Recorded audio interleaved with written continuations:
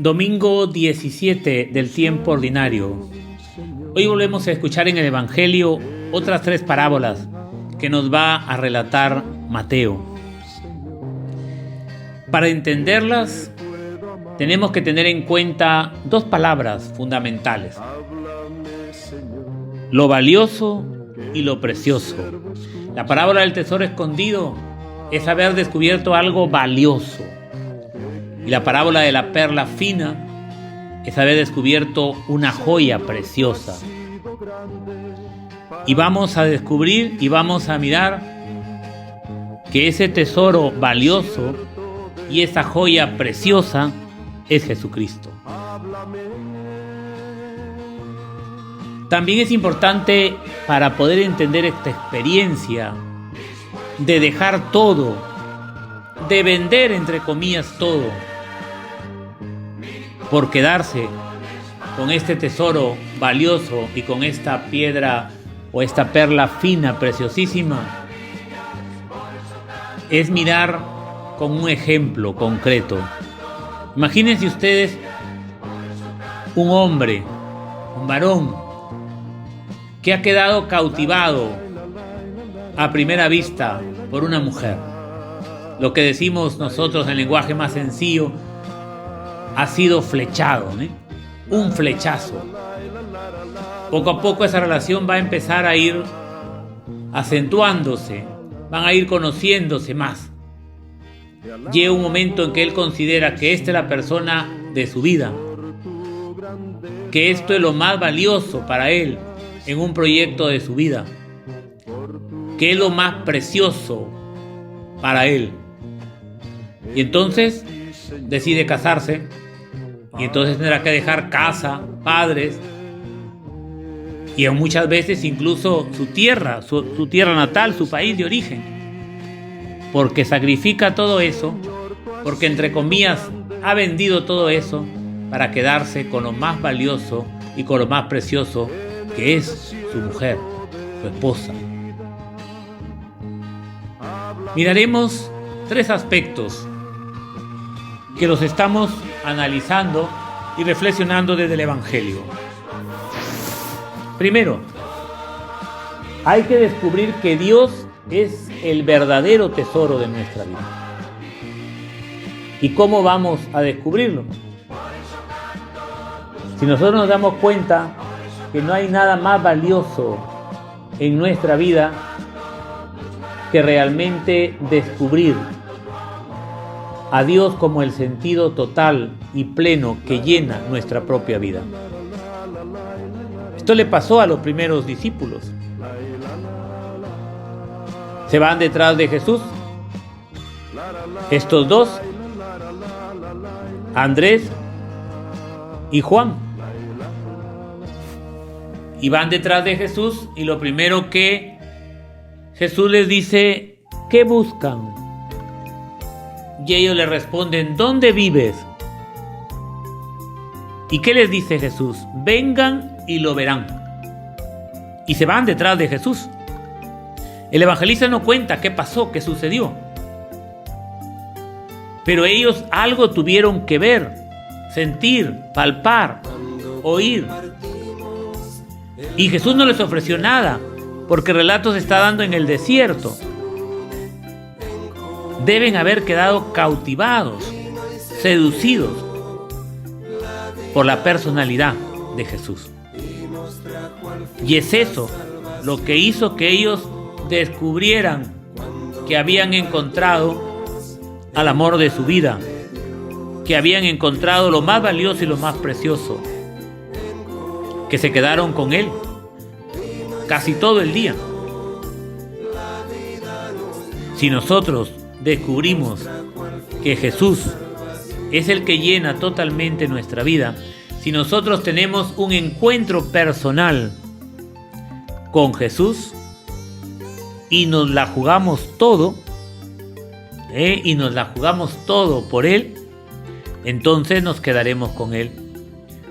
Abriremos nuestro corazón de par en par, lo vaciaremos de todos aquellos tesoros, entre comillas, y de aquellas joyas, entre comillas, que son de menor valía, que no valen para quedarse con Jesús, para dejar que Jesús ocupe ese lugar y ese centro de nuestra vida y de nuestro corazón.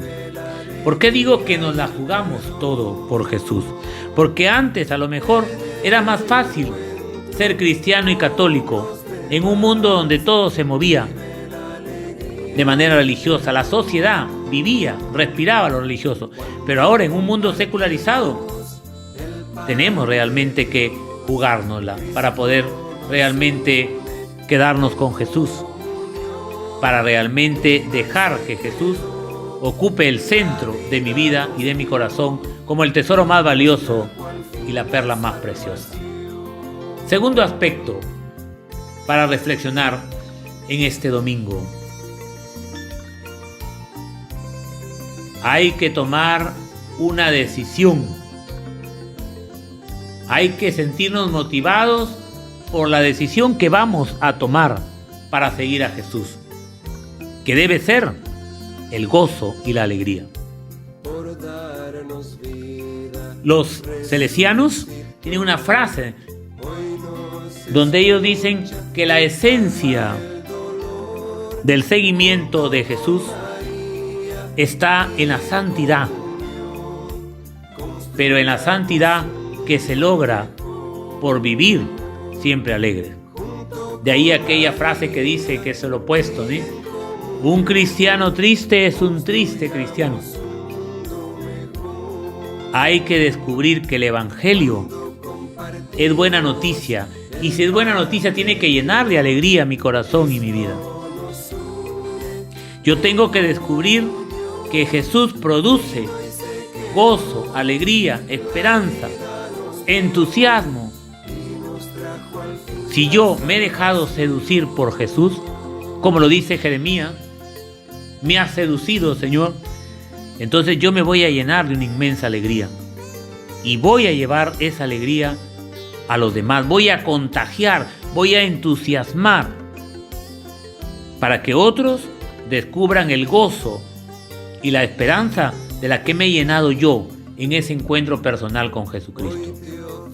Y solo después me voy a dar cuenta que el vivir con alegría el Evangelio me va a comprometer la vida con las exigencias del Evangelio. Pero la primera catequesis que tendríamos que hacer no sería una catequesis de las exigencias radicales del Evangelio, sino de la alegría que causa el Evangelio en el corazón y en nuestra vida, de la alegría que causa el descubrir que Jesús es lo más valioso y lo más precioso de mi vida, que da sentido pleno y llena toda mi vida. Tercero y último aspecto a reflexionar: la diferencia que hay entre las dos primeras parábolas que va a contar Mateo y la tercera, que es la de la red. Las dos primeras nos están hablando de algo tan sencillo: un tesoro escondido, una perla preciosa, una perla fina, que el que la descubre, el que sabe de perlas finas, se quiere quedar con ella. Y es curioso que la tercera parábola pareciera que descuadrara con las dos anteriores, porque va a hablar de juicio, porque parece que intentara meter miedo. Recuerden que las parábolas siguen todo un proceso.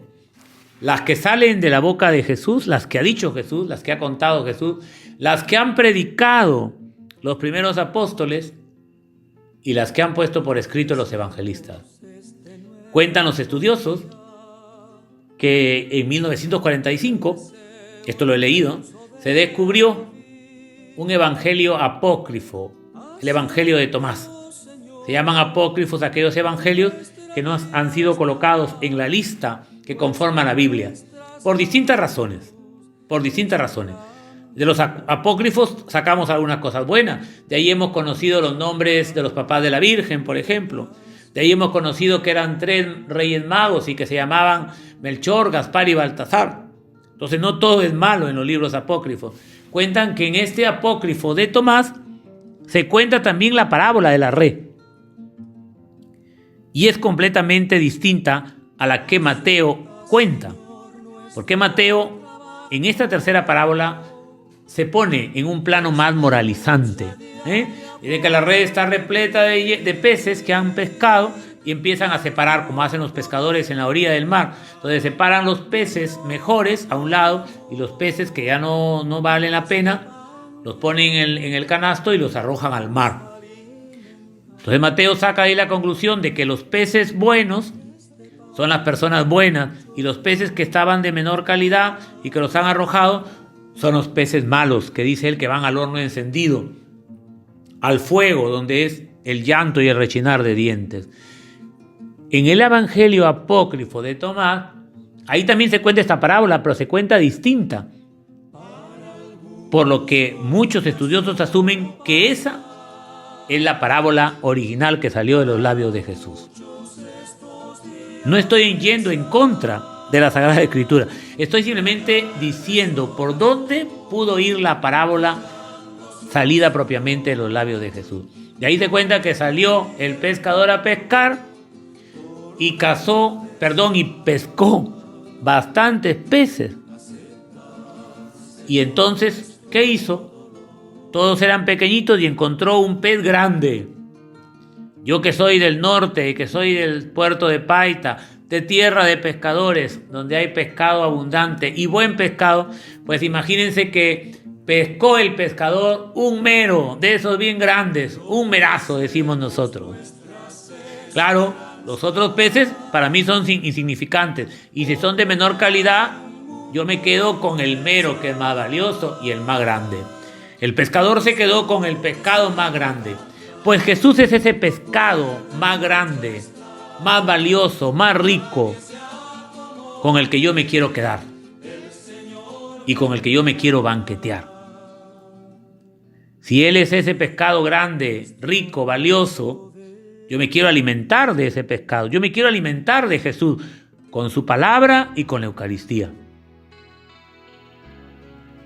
Por ese lado también va la parábola. El reino de los cielos se parece a un pescador, que al pescar, al tirar la red, se quedó repleta y se quedó con el pez más grande, con el pez más valioso, con el pez de mayor calidad, con el pez más bueno, y ese es Jesús. Hablando de peces, yo quiero terminar contando también un pequeño chiste o anécdota. Cuentan que en una época visitaba un presidente de la República las tierras piuranas y fue hasta una caleta de pescadores, que se dedican a la pesca, y entonces ahí dialogó con ellos, ofreció muchas cosas.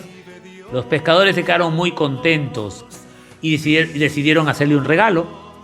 Le regalaron un mero grande que a la vista se veía muy rico para darse un buen banquete, un buen ceviche de mero, que es carísimo el mero, Y entonces él, en agradecimiento por los regalos que le habían ofrecido, y dentro de ellos el mero, entonces hizo una diploma y colocó, como se colocan en todas las diplomas al inicio, en honor al mérito.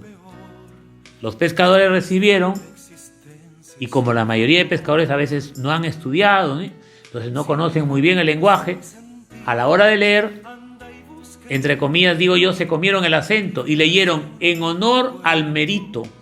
Y dijeron, no, si no ha sido un mérito, ha sido un merazo. Así es. Nosotros nos tenemos que quedar con ese pescado más grande, con ese pescado más rico, para darnos un buen banquete. Y Jesucristo es ese pescado grande, hermoso, rico, con el que yo me quiero alimentar, como he dicho hace algún momento, de su palabra y de la Eucaristía.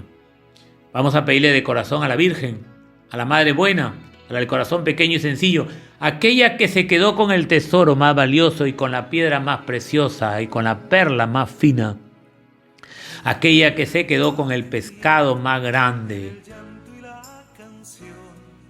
Jesucristo, y no lo perdió por nada ni por nadie. Vamos a pedirle a ella que también oriente nuestra vida para tomar decisiones buenas, para hacer la opción mejor de nuestra vida, que es Jesucristo. Porque quien se ha quedado con Jesucristo se ha sacado la lotería, se ha quedado con lo mejor de su vida y para su vida. Que ella nos ayude a adoptar y a tomar una buena decisión para encontrarnos con Jesús, para descubrir en Jesús, para quedar cautivados por Jesús y no perderlo nunca en nuestra vida, por nada ni por nadie. Más bien nos desprendemos de todas aquellas cosas que no son buenas, de todas aquellas baratijas que estorban en el corazón de nuestra vida, para que ahí guardemos como algo tan precioso, como algo tan valioso, ahí en nuestros corazones, a Jesús. Para que así, llenos de entusiasmo y de alegría, se lo podamos comunicar también a los demás, para que tengan la misma experiencia que nosotros y puedan también quedarse con Él en su vida. Amén.